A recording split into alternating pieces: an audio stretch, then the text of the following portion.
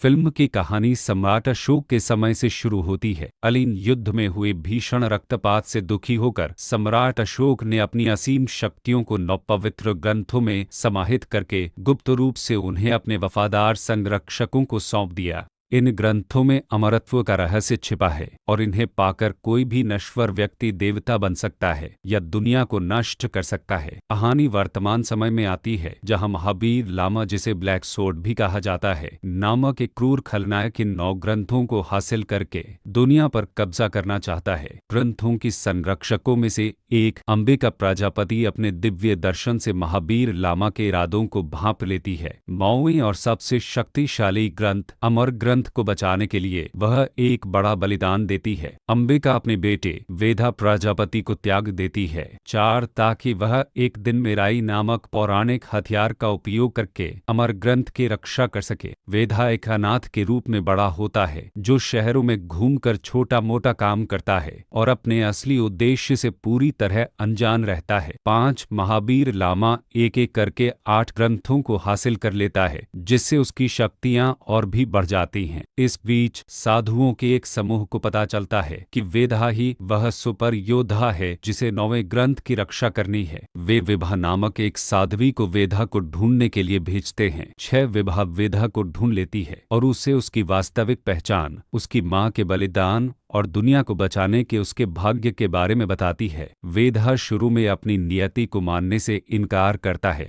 लेकिन धीरे धीरे वह अपने अंदर की शक्तियों को पहचानता है। 7 और अमर ग्रंथ की रक्षा के लिए अपनी यात्रा शुरू करता है। कहानी आगे बढ़ती है और वेदा को ऋषि अगस्त्य से मार्गदर्शन मिलता है जो उसे अपनी शक्तियों और मेराई हथियार को इस्तेमाल करने का तरीका सिखाते हैं। वेदा का संघर्ष अब केवल एक खलनायक से नहीं, 8 बल्कि धर्म, सत्य और न्याय और अधर्म की सदियों पुरानी लड़ाई बन जाता है। कहानी का अंत वेदा और महावीर लामा के बीच एक जबरदस्त मुकाबले से होता है। यह मुकाबला वेदा को पौराणिक स्थल किष्किंधापुरी तक ले जाता है जहां वह अपनी भक्ति और दृढ़ विश्वास से शक्ति प्राप्त करता है।